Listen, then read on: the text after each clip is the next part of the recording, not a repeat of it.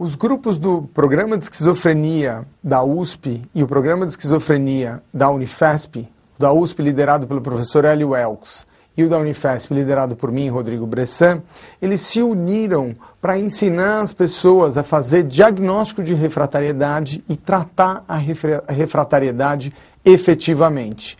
Esse produto, esse vídeo, faz parte dessa iniciativa de ensinar os médicos a tratar melhor esses pacientes e parar de negligenciar aqueles que precisam do uso da clozapina. Cada vez está mais claro que o uso da clozapina pode mudar o desfecho desses pacientes, mas está mais claro ainda que o uso deve ser mais precoce.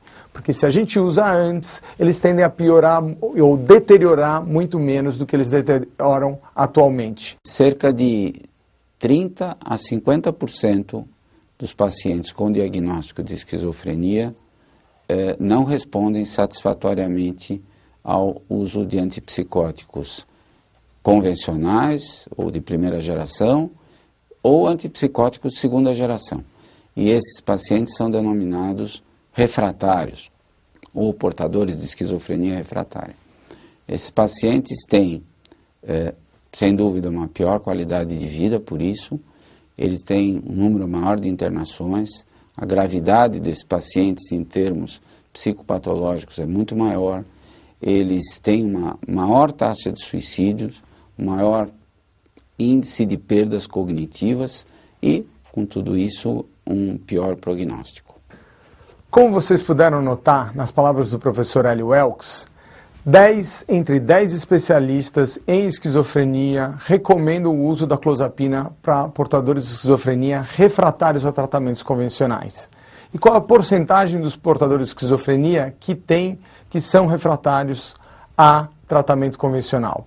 Nós fizemos uma pesquisa no CAPS Itapeva e no programa de esquizofrenia da Unifesp, o PROESC, e nós chegamos a entre 30% e 35% de refratariedade. Mas qual a nossa preocupação? Foi que, quando nós fomos ver quantos desses tinham tomado clozapina, nós vimos que no PROESC apenas 42% deles tomaram clozapina e no CAPS Itapeva apenas 12%. O que isso significa? Isso significa que 88% dos pacientes refratários do CAPS Itapeva estão sendo negligenciados. E no PROESC é em torno de 50%. É isso que nós temos que mudar. E como é que nós mudamos isso? Ensinando os médicos a reconhecer a refratariedade, a notar que sintomas residuais não são interessantes e mudam a evolução quando nós tratamos efetivamente, e ensinando as pessoas a usar a clozapina. É muito importante que não se confunda esquizofrenia refratária com, em primeiro lugar, cronicidade. Já se falou assim, que todo paciente que é crônico é refratário, porque a doença crônica, ele é, portanto, refratário. Não é verdade. Diabetes é uma doença crônica, mas o paciente pode responder ao tratamento. Hipertensão, a mesma coisa. Então, refratariedade refere-se à não resposta à medicação e não cronicidade. O paciente pode ser crônico e responder ao tratamento. Outra coisa é que ele não adere ao tratamento, que ele resiste ao tratamento. É outra coisa, isso não é refratariedade. Há fatores que devem ser excluídos no diagnóstico diferencial de esquizofrenia refratária, como é o caso de dependência de substâncias ou a presença de doenças físicas que podem estar com os seus sintomas determinando que o paciente não tem uma boa adesão ao tratamento, a intolerância medicamentosa, a tomada irregular de medicação, o relacionamento médico-paciente insatisfatório e, sobretudo, a dosagem insuficiente. Pacientes com esquizofrenia refratária, na época que foi introduzida ou reintroduzida a clozapina no arsenal terapêutico, em 1988, eram definidos por critérios tais como uma história ruim de resposta a tratamento, com 3 tratamentos anteriores, um mau funcionamento social, gravidade importante de psicopatologia, com muitos sintomas psicóticos medidas pela BPRS, que é uma escala, e, além disso, eles eram tratados com doses altas de haloperidol, e se não respondessem, o diagnóstico de esquizofrenia refratária era confirmado. Esse critério foi muito importante, embora muito restrito, para definir o que era esquizofrenia refratária, pois só assim puderam ser selecionados os pacientes para o estudo que retomou a clozapina, que foi o estudo Kane, em 1988. E então, o que se viu é que a clozapina apresentava, sim, uma resposta muito melhor que a clorpromazina em pacientes com diagnóstico de esquizofrenia refratária pelos critérios que nós antes havíamos descrito. Hoje em dia, o diagnóstico de esquizofrenia refratária é estabelecido na base dos algoritmos para o tratamento da esquizofrenia, de um modo geral. Um deles, que é o TMAP, Texas Medication Algorithm Project, determina que um paciente deve ser tratado em monoterapia com um antipsicótico de preferência de 2ª geração por um certo período. Se houver resposta, ele vai para a manutenção. Se não houver resposta, ele vai para um segundo tratamento com um 2º antipsicótico de preferência de 2ª geração também. Se houver resposta, ele vai para a manutenção. Se não houver resposta, ele vai para ou clozapina ou para uma outra tentativa com um 3º antipsicótico ou mesmo um antipsicótico de 1ª geração. Então, como nós estamos vendo, o que define a refratariedade é pelo menos a presença de 2 tratamentos anteriores com antipsicótico, ou de 1ª ou de 2ª geração. O algoritmo IPAP, do qual nós participamos, é um algoritmo internacional, International Psychopharmacology Algorithm Project, que pode ser acessado no site www.ipap.org.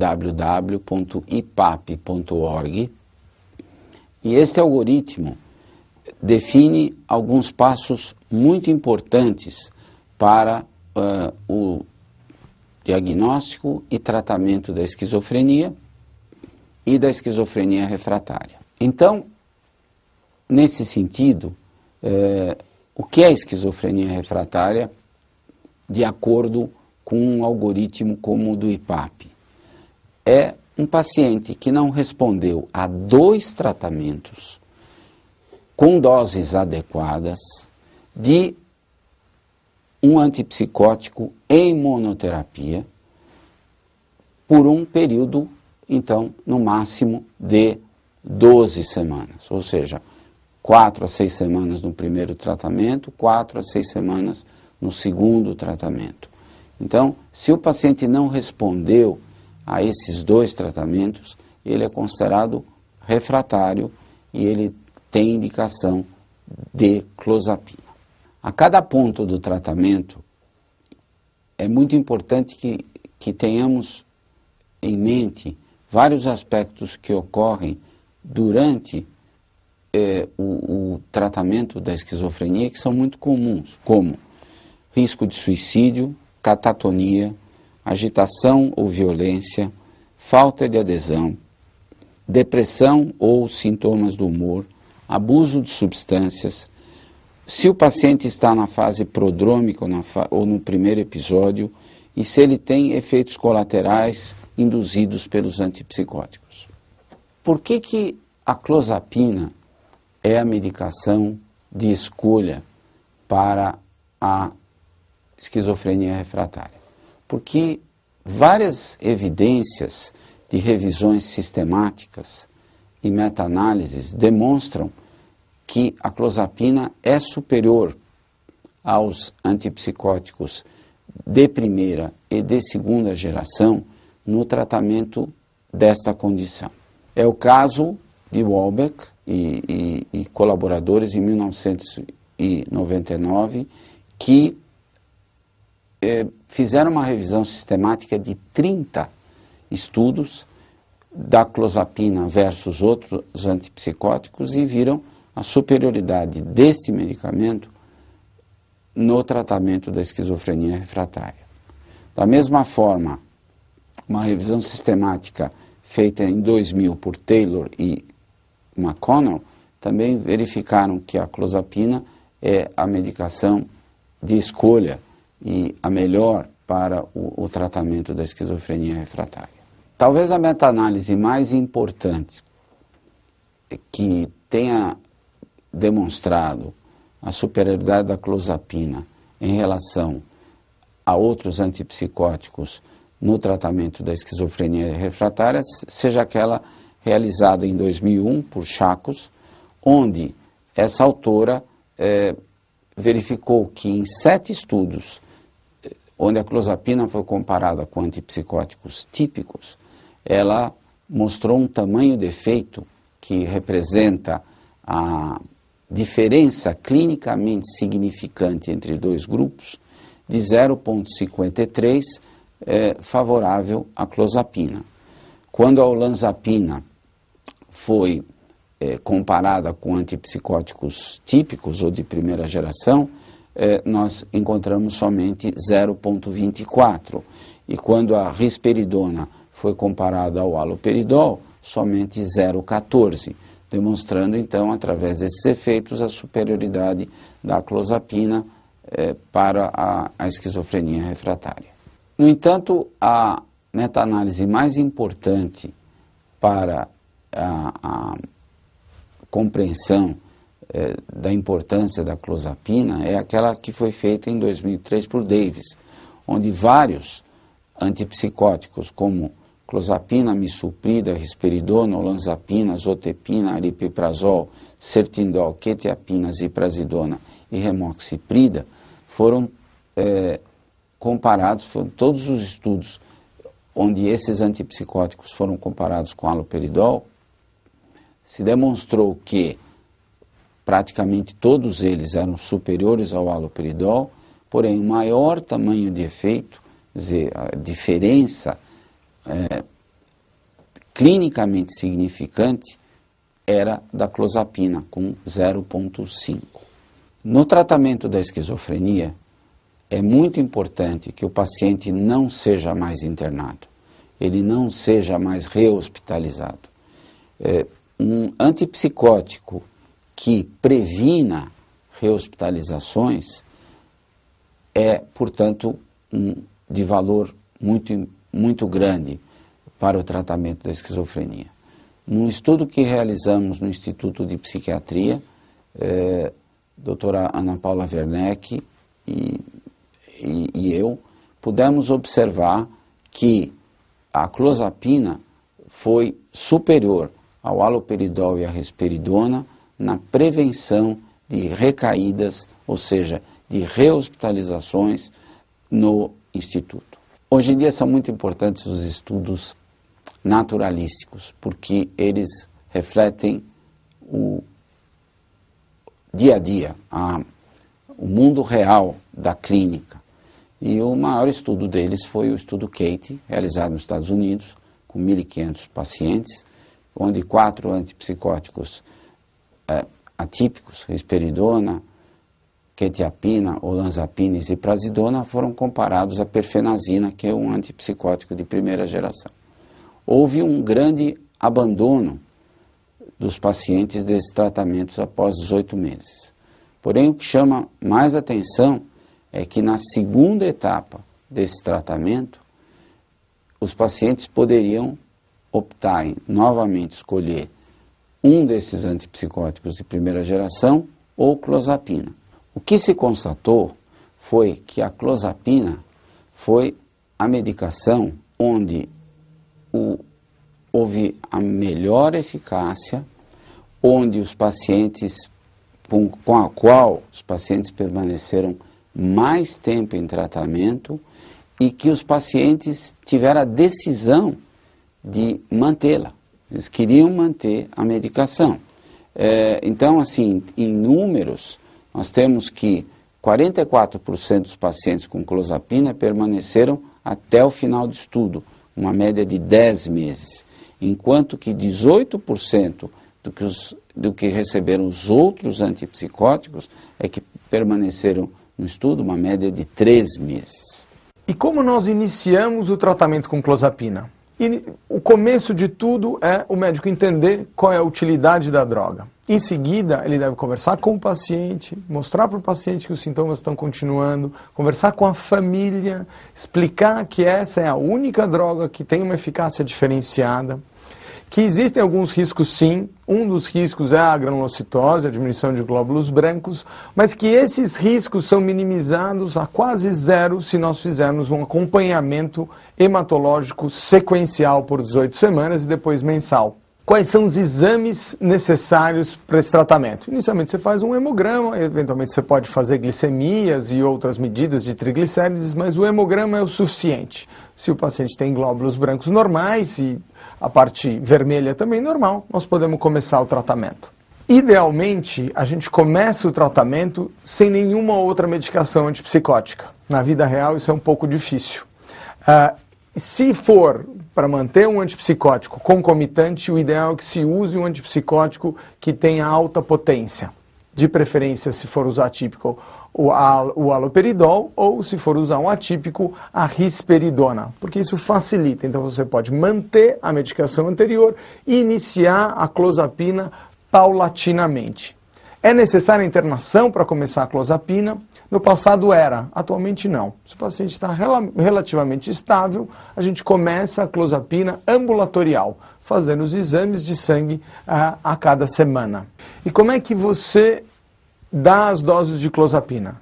Ninguém precisa decorar isso, é só seguir essa tabelinha que vocês estão vendo aqui na tela. A gente começa com uma dose bem baixinha, 12,5 miligramas, meio comprimido de 25 à noite, e vai aumentando a cada 2 dias. Então 2,5 2 dias, depois 50 miligramas, depois 100 miligramas, e aí a gente passa a dividir a dose de manhã e à noite. A ideia é seguir essa sequência para minimizar a possibilidade do efeito colateral à granulocitose. Que outras coisas a gente tem que estar preocupado? Com sonolência e com aumento de salivação. Então a gente já avisa o paciente e a família que isso pode acontecer e, se acontecer, tende a melhorar um pouquinho ao longo do tratamento. E algumas medidas são importantes para a gente manejar tanto a sonolência quanto o aumento de salivação. Para a sonolência, o que a gente faz é concentrar as doses à noite. Muitos pacientes dormem mais do que 12 horas por dia, mas o argumento é que se esse paciente nas outras 12 horas estiver bem, não estiver psicótico, está ótimo. Ele dormindo bastante não tem problema nenhum. Com relação à salivação, as principais medidas são elevação do decúbito durante a noite, a salivação é só à noite, é diferente dos efeitos extrapiramidais, e uso de toalha de forma a não molhar o travesseiro e que o paciente troque essa toalha para que não incomode ele durante o dia. E qual é a dose-alvo de clozapina? Para a gente ter resposta, a gente precisa de 300 a 400 miligramas. O ideal é que o mínimo seja 450 miligramas. Alguns pacientes não toleram muito, então você mantém em 300 e faz uma subida mais lenta. E até que nível nós podemos ir? Nós podemos ir até 900 miligramas de clozapina. O que é importante saber é que alguns pacientes metabolizam muito bem a medicação. Então, se eles não têm efeitos colaterais proeminentes, a gente tem que subir dose até que a gente tenha um bom efeito. O que é importante entender na terapêutica com a clozapina é que nós temos efeitos positivos sim, e desde o início do tratamento, mas esses efeitos continuam melhorando e aumentando ao longo de pelo menos 6 meses. Então, enquanto que com outros antipsicóticos a gente espera a resposta em 2 meses, caso não responda a gente troca, com clozapina a gente espera pelo menos 6 meses para obter resposta. Outra informação fundamental no tratamento com a clozapina é que ela dá outros efeitos colaterais. Ela pode diminuir o limiar convulsivógeno, e a gente aí tem uma ótima medicação que é o ácido valproico, que pode ser associado minimizando riscos, mas somente na eventualidade da ocorrência de uma convulsão, e ela está associada também a arritmias ou taquicardias sinusais, que também não causam grandes problemas e podem ser eliminadas na medida que você faça eletrocardiogramas daqueles pacientes que têm taquicardia. Muitos médicos ficam preocupados com o controle hematológico, mas ele é extremamente simples e o material que é fornecido pelo laboratório ajuda muito. Se você seguir aquelas recomendações, simplesmente checar os níveis de glóbulos brancos, de leucócitos, de linfócitos, checar o número de plaquetas e a hemoglobina ou as hemácias e comparar com os níveis que eles dão, você pode saber exatamente onde você está. A maior parte dos pacientes mantém o código verde, você não precisa mexer na medicação. Alguns pacientes eventualmente diminuem sim os glóbulos brancos e entram no nível amarelo. Tem lá as faixas bem determinadas. Esses pacientes a gente fica atento e vai repetindo os hemogramas. Na eventualidade de algum paciente entrar no código vermelho, o que a gente faz é suspender. Qual é a grande vantagem? É que na hora que ele entra no código vermelho, ele ainda não está em agranulocitose, ele só tem uma leucopenia que preocupa. Então esse paciente a gente tem que ter todo o cuidado. No entanto, com uma avaliação rigorosa e contínua, isso fica muito fácil. Para o tratamento com clozapina em saúde pública, nós temos treinado enfermeiras psiquiátricas para colaborar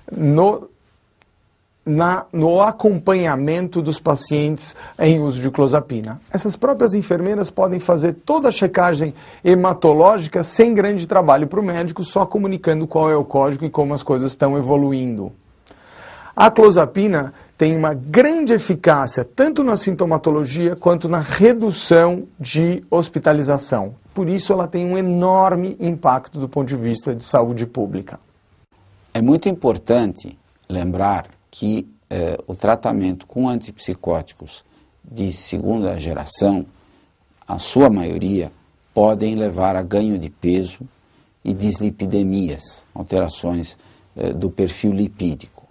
Então, o caso desta paciente aqui, que apareceu na literatura americana, é um caso de uma pessoa com 37 anos, com história de esquizofrenia desde os 19 anos, que fez uso anterior de haloperidol, flufenazina, trifluoperazina, sem sucesso, e que estava há 16 anos tomando clozapina, com muito boa resposta. Porém, ela ganhou peso. Ela 78 quilos, com uma altura de 1,65, um índice de massa corpórea 30,2, circunferência abdominal 100, obviamente, essa paciente tem uma obesidade.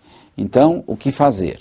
E, seguramente, essa paciente deve solicitar uma glicemia, perfil lipídico, deve-se encorajar a mudança de estilo da vida, ela deve entrar numa dieta, ela deve fazer exercício, mas ela não deve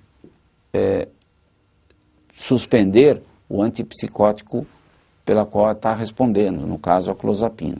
Então, para pacientes que desenvolvem ganho de peso, dislipidemia, na vigência de uso de clozapina, a indicação melhor é manter a clozapina e preconizar uma série de medidas de mudança de estilo, regime, exercício, para minimizar os custos, favorecendo o benefício da clozapina nesses casos. O que se nota na prática é que há uma demora na introdução da clozapina de anos. Na Inglaterra se viu que é uma demora de 5 anos. Fizemos um trabalho aqui no Brasil, onde nós vimos que existe uma demora de 1 ano e meio, quando depois de 2 tratamentos, ou seja, no máximo 12 semanas, se esses tratamentos não foram bem sucedidos, a clozapina deve ser introduzida. É muito importante entender que à medida que a doença vai progredindo, a condição do paciente vai deteriorando. Provavelmente, os estudos, pelos que nós temos os estudos, a neurodegeneração vai progredindo e essa demora na entrada e no uso da clozapina deve ser absolutamente evitada. Não se deve ter medo de introduzir a clozapina devido aos problemas hematológicos. Como também no passado se tinha medo de introduzir o lítio por causa de eventuais problemas de tireoide ou rim, que depois se viram que são bastante reduzidos. Da mesma forma, não há justificativa para a não introdução da clozapina quando o paciente não responde a 2 tratamentos consecutivos com antipsicóticos ou de primeira ou de segunda geração.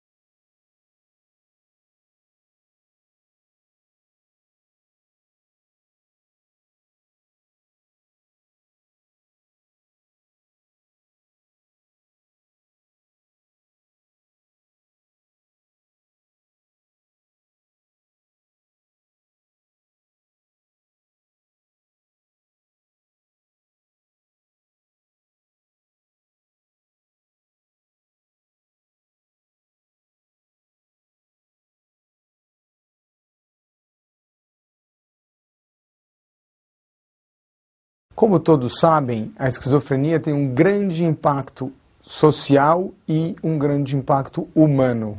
Os portadores apresentam grandes déficits e têm dificuldade em retornar aos seus trabalhos, e os familiares têm bastante dificuldade de lidar com esses portadores. Além disso, tem um grande impacto econômico. Do ponto de vista de saúde, qual é o pior desfecho na esquizofrenia? O pior desfecho é o suicídio. Todos nós sabemos que os portadores de esquizofrenia têm um risco muito maior de cometer suicídio do que a população geral. Esse risco é ainda maior do que a população de pessoas com depressão maior. Ele chega a 15%. Quando esse risco é mais importante? Nos primeiros 10 anos de doença. E como é que nós podemos acompanhar e diagnosticar o risco de suicídio? É da prática dos psiquiatras investigar e acompanhar os sintomas positivos e os sintomas negativos da esquizofrenia, até para ver a eficácia medicamentosa. No entanto, atualmente é fundamental que a gente avalie sintomas depressivos. A gente precisa saber como esses pacientes estão se sentindo, o quão tristes eles estão, o quão culpados eles estão. A única forma de fazer diagnóstico de risco de suicídio é saber se essa pessoa está mais triste, é monitorar a impulsividade e ver se essas pessoas têm ideação suicida, planejamento e tentativas anteriores. Como eu estou enfatizando para vocês, é fundamental a avaliação do sintoma depressivo em portadores de esquizofrenia. Não basta a gente esperar que ele nos fale ou que a família nos fale. A gente tem que perguntar como é que estão as coisas, se você está se sentindo bem, você está feliz ou não está feliz, você se sente culpado. E o principal sintoma depressivo que prediz suicídio é a desesperança. Quando a pessoa para de ter fé na vida ou achar que as coisas podem melhorar, isso está bastante associado ao suicídio e a gente tem que investigar ativamente esse sintoma. Perguntando sobre planejamento suicida e tentativas anteriores. Quando a gente pergunta sobre o plano suicida, a gente tem que saber como ele é, qual é a viabilidade, evitar e conversar com a família abertamente sobre essas questões, tirar todas as possibilidades mais fáceis. Se a pessoa pensa em tomar muitas medicações, diminuir a quantidade de medicação que é acessível a ele. Se pensa em usar uma faca, guardar as facas da cozinha de uma forma e, eventualmente, se o risco é alto, a gente tem que indicar a internação, que é uma das melhores medidas para o suicídio. Do ponto de vista medicamentoso, nós temos que tratar efetivamente a esquizofrenia para evitar o suicídio. Na medida que os pacientes têm respostas parciais ou mantêm ideação suicida, está demonstrado na literatura que a melhor medicação para tratar esses pacientes é a clozapina. Existe um ensaio clínico publicado no Archives of General Psychiatry, o primeiro autor é o Meltzer, comparando a eficácia da clozapina em relação ao olanzapina, que é outro ótimo antipsicótico de segunda geração. E o que foi demonstrado é que a clozapina está mais associada à diminuição de suicídio ou de ideação suicida do que a olanzapina, que é outra ótima medicação. Portanto, se a gente for comparar a clozapina com outras medicações da farmacopeia psiquiátrica, a gente vai notar que a clozapina é a melhor indicação. Existe uma coisa muito clara na literatura de suicídio e esquizofrenia, e é a indicação de clozapina. É a mesma coisa para o transtorno afetivo bipolar. Os indivíduos que têm ideação suicida, a gente tem que associar lítio. Na esquizofrenia, os indivíduos que têm ideação ou tentativas anteriores, a gente tem que usar clozapina efetivamente. O estudo Intercept foi o único estudo que visou avaliar a clozapina como medicamento que poderia prevenir ou reduzir o risco de suicídio na esquizofrenia. Ele foi realizado em 67 centros, em 11 países.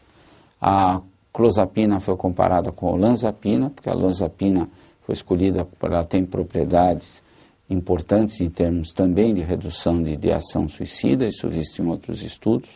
Os pacientes foram diagnosticados pela DSM-4, eles tinham risco de suicídio atual, ou vozes de comando, ou ideação suicida, ou tinham tido hospitalizações prévias por tentativas de suicídio ou porque poderiam cometer suicídio, eram hospitalizados como medida de prevenção. Os avaliadores eram cegos e os pacientes receberam, em ambos os grupos, receberam os tratamentos correspondentes e avaliações hematológicas nas primeiras 18 semanas e, subsequentemente, nos meses seguintes, conforme protocolo para tratamento com clozapina. É importante lembrar que esse estudo não foi feito para pacientes com esquizofrenia refratária. Era para pacientes com ideação suicida, risco de suicídio, tentativas anteriores. Os refratários representavam somente 27% da amostra. A dose média de clozapina foi 274, enquanto que a dose média de olanzapina foi 16, ou seja, doses relativamente baixas, né? 83% tinha pelo menos uma tentativa anterior e 84% tinha pelo menos uma hospitalização anterior devido a risco de suicídio. Como resultado, foram observados